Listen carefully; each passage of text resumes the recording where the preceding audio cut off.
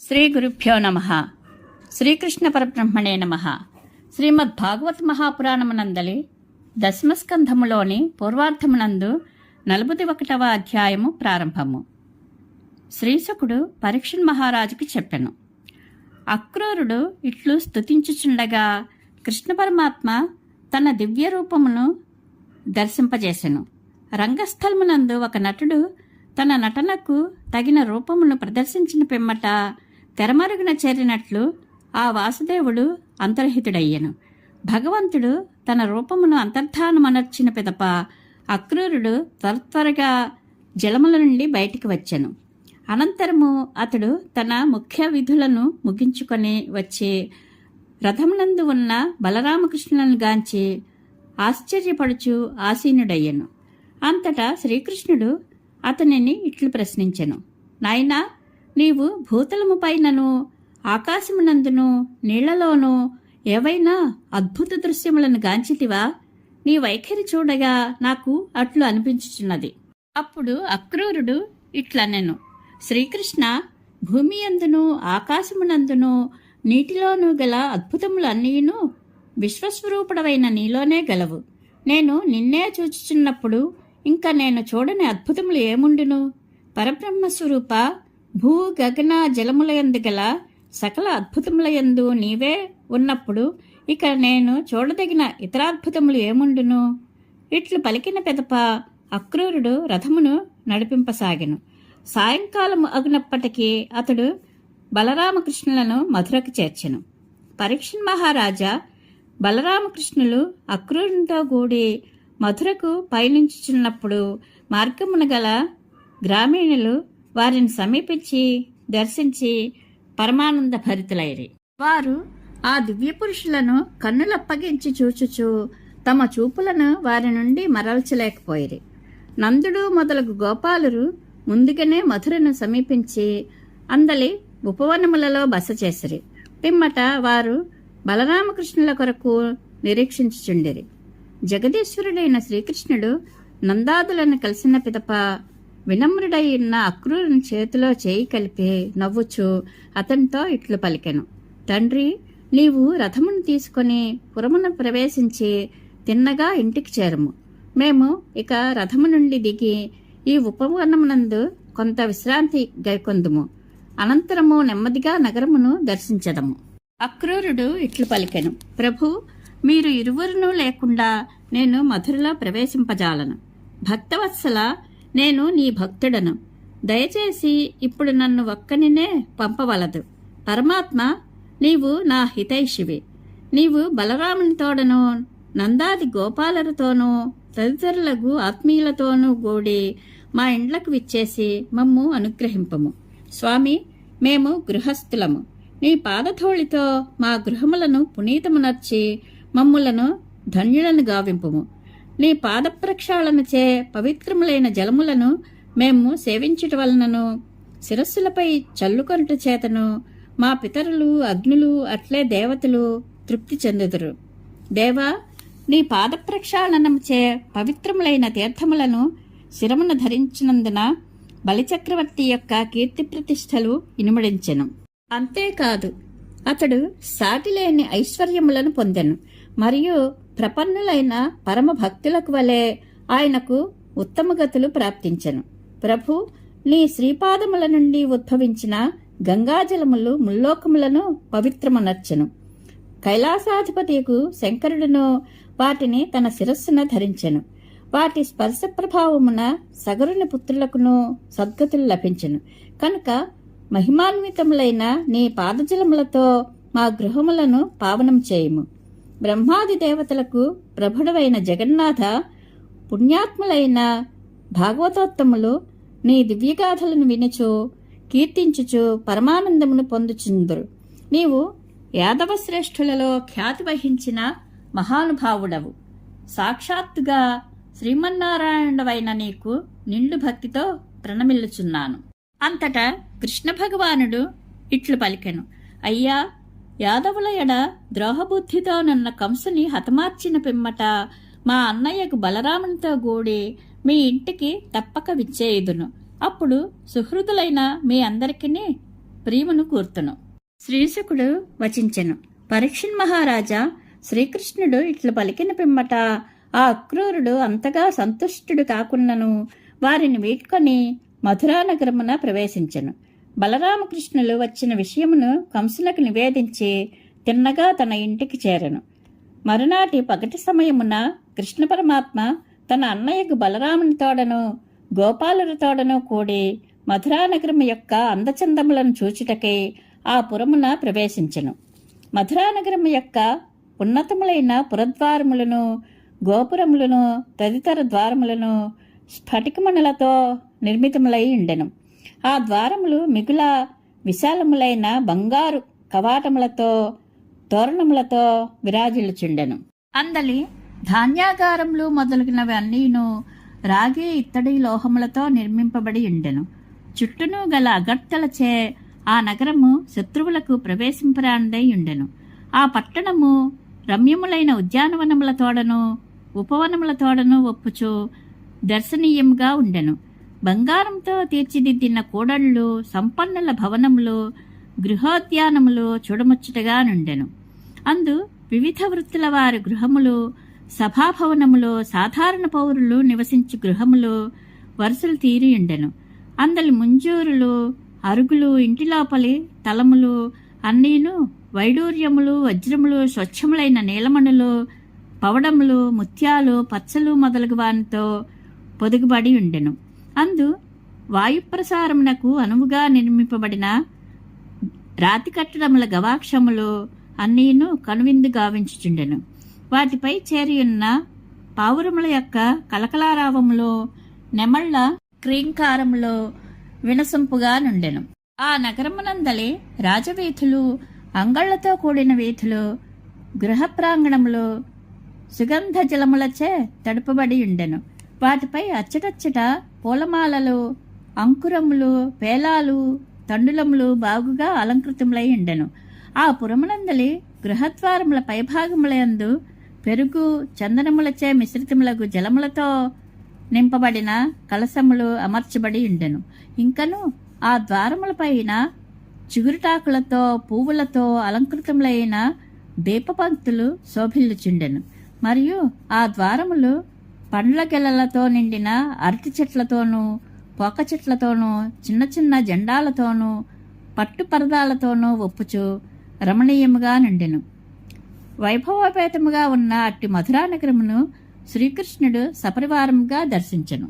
రాజా బలరామకృష్ణులు తమ మిత్రుల గోపాలులతో కూడి క్రమముగా ముందునకు సాగుచు రాజవీధి యందు ప్రవేశించిరి. వారిని దర్శించుటకై తహతహపడుచున్న ఆ నగర స్త్రీలు త్వరగా అక్కడక్కడ గుంపులు గుంపులుగా చేరిరి. కొందరు వారిని చూచి వేడుకతో మేడల పైభాగములకు చేరిరి. అందాలు రాసిపోసిన ఆ ఇద్దరిని దర్శించు తొందరలో కొంతమంది తరుణీమణులు తమ వస్త్రాభరణములను తారుమారుగా ధరించిరి. కొందరు ఒకే కుండలమును, ఒకే కంకణమును, ఒకే నూపురమును ధరించి రెండవ దానిని మరచిరి. కొందరు ఆ ఉపలాటంలో మునిగి ఒక్కొక్క కంటికి మాత్రమే కాటుకలను దిద్దుకొనిరి. శ్రీకృష్ణుని దర్శించు ఉత్సుకతతో కొందరు భోజనం చేయుచున్నవారు భుజించటమాని మధ్యలో వదిలిపెట్టి బయలుదేరిరి. మరికొందరు అభ్యంజనమనర్చుకొంచు స్నానములు చేయకయే పరుగులు తీసిరి. వీధిలో జరుగుచున్న కోలాహలము చెవులుబడినంతనే నిద్రించుచున్నవారు లేచి వచ్చిరి. పిల్లలకు పాలిచ్చుచున్న కొందరు తల్లులు పూర్తిగా స్తన్యమియ్యకయే తమ శిశువులను దించి ఆ స్వామిని దర్శించుటకై ఏతెంచిరి. కమలలోచనుడైన ఆ శ్రీహరి మదపుటేనుగు వలె గంభీర గమనముతో ముందునకు సాగుచు తన రూపలావణ్య వైభవములతో ఆ పురభామినులకు నేత్రోత్సవమును కూర్చుచుండెను. ఇంకను ఆ స్వామి అద్భుతములైన తన లీలావిలాసములతో, దరహాస శోభలతో, అనురాగపు చూపులతో వారి మనస్సులను దోచుకొనిచుండెను. రాజా, ఇంతవరకును ఆ నగర వనితలు కృష్ణ భగవానుని లీలామహత్వములను గూర్చి పదే పదే వినిచు ఆయన దర్శనమునకై తమ మనస్సులలో మిగుల తహతహపడుచుండిరి. ఇప్పుడు ఆ స్వామిని ప్రత్యక్షంగా దర్శించుటతో వారిలో సంతోషము పొంగులు వారెను. ఆ పరమాత్మయు తన చూపులతో వారిని ఆకర్షించుచు చిరునవ్వులనిడి అమృతపు జల్లులతో వారి మనస్సులను ఆర్ద్రమనర్చుచు వారిని ఎంతయూ ఆదరించెను. ఆ పురకాంతలను తమ చూపుల ద్వారా ఆ స్వామి ఆనందరూపమును తమ హృదయములలో నిలుపుకొని ఆలింగన సుఖములను అనుభవించిరి. ఆ సంతోషములో వారి శరీరములు పులకించెను. అంతటా వారి యొక్క తీవ్రమైన మనస్తాపములు చల్లారెను. శ్రీకృష్ణ దర్శనానందముతో ఆ నగర స్త్రీల ముఖారవిందములు చక్కగా వికసించెను. మేడలపై చేరియున్న ఆ ముదితలు హర్షముతో బలరామకృష్ణులపై పూలను వర్షించిరి. ఆ పరమపురుషులను దర్శించుటకే అచ్చటచ్చట చేరియున్న ద్విజులు పెరుగు, అక్షతలు, జలపాత్రలు, పూలహారములు, చందనములు మొదలగు వానిని తదితరములకు కానుకలను సమర్పించుచు సంతోషముతో ఆ మహాత్ములను అర్చించిరి. అప్పుడు పురజనులు తమలో తాము ఇట్లు అనుకొనిరి, గోపికలు నిజముగా ఎంత ధన్యాత్ములో కదా! మానవాళికి పరమానందదాయకులైన ఈ మహానుభావులను నిత్యము దర్శించడి భాగ్యమునకు నోచుకొనిన ఆ గోపవనితలు ఎంతటి తపస్సులను ఆచరించిరో ఏమో. ఇంతలో వస్త్రములను శుభ్రంగా ఉతికిడివాడు, వాటికి రంగులు అద్దెడివాడైన ఒక చాకలి శ్రీకృష్ణునకు కనబడెను. అప్పుడు ఆ స్వామి మేలైన ఉతికిన వస్త్రములను ఇమ్ము అని అడుగుచు అతనితో ఇట్లనెను, మిత్రమా, అర్హులమైన మా ఉభయులకును కొన్ని మంచి వస్త్రములను ఇమ్ము. గుడ్డలను ఇచ్చినందున నీకు చక్కని శ్రేయస్సు కలుగును. ఇది ముమ్మాటికినే నిజము. పరీక్షిన్ మహారాజా, అన్ని విధములుగా పరిపూర్ణుడైన కృష్ణ భగవానుడు ఇట్లు అడుగగా కంసరాజునకు భృత్యుడు మిగుల గర్వితుడు అయిన ఆ రజకుడు ఎంతయో క్రుద్ధుడై ఆ నందనందనుని ఆక్షేపించుచు ఇట్లు పలికెను, గుట్టలలో అడవులలో తిరుగుచుండెడి గోపాలులారా, మీరు నిత్యము ఇట్టి మేలైన వస్త్రములనే ధరించుచుందురా? మీరు మిగుల మదించియున్నట్లు కనబడుచున్నారు. మీ కనులు నెత్తికెక్కినవా? రాజుగారు ధరించుచుండెడి ఈ వస్త్రములను కోరుకొనుటకు మీకు ఎన్ని గుండెలు? మూర్ఖులారా, ప్రాణములపై ఆశయున్నచో మీరు ఇట్లు అడుగదగదు. వెంటనే ఇక్కడ నుండి పారిపొండు, లేనిచో రాజభటులు దుష్టులైన మిమ్ము పట్టి బంధించెదరు, చావుకొట్టెదరు. అంతేకాదు మీ వస్తువులను అన్నింటినీ లాగుకొనిదరు. చాకలి యుక్తాయుక్తములను మరచి ఇట్లు వదర్చున్నందులకు శ్రీకృష్ణుడు మిక్కిలి కుపితుడయ్యను. వెంటనే ఆ ప్రభువు తన కరాగ్రముతో ఆ చాకలి శిరస్సు తెగిబడినట్లుగా కొట్టెను. అంతటా ఆ చాకలి యొక్క అనుచరులు తమ గుడ్డల మూటలను అక్కడనే పడవేసి ఎటువారటు కాలికి బుద్ధి చెప్పిరి. పిదప శ్రీకృష్ణుడు తనకు అనువగు వస్త్రములను ఆ చాకలి మూటల నుండి తీసుకొనెను. అనంతరము శ్రీకృష్ణ బలరాములు తమకు బాగుగా నచ్చిన వస్త్రములను ధరించిరి. మిగిలిన వాటిలో కొన్నింటిని తమ అనుచరుల గోపాలులకు పంచి ఇచ్చిరి. తక్కిన గుడ్డలను అక్కడనే వదిలివేసిరి. రామకృష్ణులు కొంత ముందునకు నడువగా ఒక నేతగాడు వారికి ఎదురయ్యను. అప్పుడు అతడు వారి దర్శనమునకు ఎంతయో సంతుష్టుడయ్యను. పిదప అతడు తాను స్వయముగా నేసిన వస్త్రములలో వారి రూపములకు అనువగు రంగురంగుల వస్త్రములతో వారిని అలంకరించెను. అంతటా బలరామకృష్ణులు వివిధములకు రంగుల వస్త్రములను దాల్చి ఉత్సవ సమయములయందు బాగుగా అలంకరింపబడిన తెలుపు నలుపు వన్నెగల ఏనుగు గుండెల వలె శోభిల్లిరి. నేతవాని సేవలకు శ్రీకృష్ణ పరమాత్మ ఎంతయో ప్రసన్నుడయ్యను. పిమ్మట ఆ స్వామి అతనికి ఈ లోకమున చక్కని సిరి సంపదలను, బలమును, ఐశ్వర్యమును, భగవద్భక్తిని, జితేంద్రియత్వమును ప్రసాదించెను. అంతేగాక దేహాంతమున అతనికి తన సారూప్యము కూడా ప్రాప్తించినట్లు అనుగ్రహించెను. అనంతరము వారు సుదాముడను మాలాకారుని గృహమునకు చేరిరి. వారిని చూచినంతనే ఆ సుదాముడు లేచి నిలబడే వినమ్రతతో వారికి సాష్టాంగముగా ప్రణమిల్లెను. అంతటా ఆ మాలాకారుడు వారిని ఉచితాసనములపై కూర్చుండబెట్టి బలరామకృష్ణులకును వారి అనుచరులైన గోపాలురకును భక్తి శ్రద్ధాపూర్వకముగా అర్ఘ్యపాత్యములను సమర్పించెను. పిమ్మట వారిని పూలహారములు, చందన తాంబూలములు, అనులేపనములు మొదలగు సముచితములైన పూజాద్రవ్యములతో అర్చించెను. పిమ్మట ఆ మాలాకారుడు ఇట్లు విన్నవించుకొనెను, ప్రభు, మీ ఇరువురి శుభాగమనము వలన నా జన్మ సార్థకమైనది, మా వంశము పునీతమైనది. మా క్షేమములను కోరడి పితృదేవతలు, దేవతలు, ఋషులు సంతుష్టులైరి. మీరు ఈ సమస్త జగత్తునకు మూల కారణము.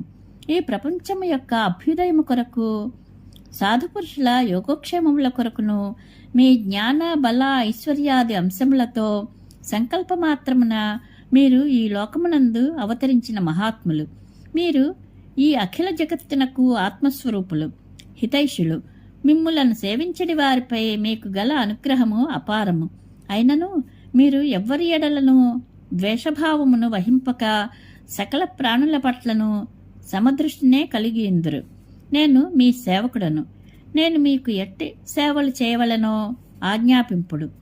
జీవులను ఏదైనను కార్యమునందు నియోగించుటయనగా మీరు వారిని అనుగ్రహించుటయే అగును. పరీక్షిన్ మహారాజా ఇట్లు విన్నవించిన పిమ్మట సుదాముడు వారి అభిమతములను గ్రహించే పరిమళభరితములగు పుష్పములతో సిద్ధపరచబడిన మాలలను మిగుల భక్తి శ్రద్ధలతో ఆ మహానుభావులకు సమర్పించెను. సుదాముడు ప్రేమానురాగములతో సమర్పించిన పూలమాలలను బలరామకృష్ణులు తమ అనుచరులతో సహా ధరించిరి. అతని సేవలకు వారు మిగుల సంతృప్తులైరి. భక్తులకు కోరిన వరములను ప్రసాదించడి ఆ మహాపురుషులు తమకు ప్రపత్తితో ప్రణమిల్లిన ఆ సుదామునకు పెక్కు వరములను అనుగ్రహించిరి. అప్పుడు ఆ మాలాకారుడు కృష్ణప్రభువును ఇట్లు అర్థించెను. స్వామి, సకల చరాచరాత్మకమైన జగత్తునకు ఆత్మరూపుడువైన నీ యందు అచంచలమైన భక్తిని నాకు ప్రసాదింపుము. నేను నీ భక్తుల యందు ప్రగాఢమైన మైత్రియు, సకల ప్రాణుల ఎడ అహేతుక దయను కలిగియుండునట్లు అనుగ్రహింపము. ఇట్లు సుదాముడు వేడుకొనగా అతడు కోరుకొనిన వరములను ఇచ్చుటయేగాక శ్రీకృష్ణుడు అతనికి వంశాభివృద్ధికరములైన సకల సంపదలను, చక్కని బలమును, దీర్ఘాయువును, యశస్సును, ఘనమైన తేజస్సును వసంగెను. పిమ్మట ఆ స్వామి బలరామునితో కూడి అతని గృహము నుండి బయలుదేరి వెళ్ళెను. ఇది శ్రీమద్భాగవత మహాపురాణమునందలి దశమస్కంధంలోని పూర్వార్థమునందు 41వ అధ్యాయము సంపూర్ణము. శ్రీకృష్ణానుగ్రహ ప్రాప్తిరస్తు. శుభం భూయాత్.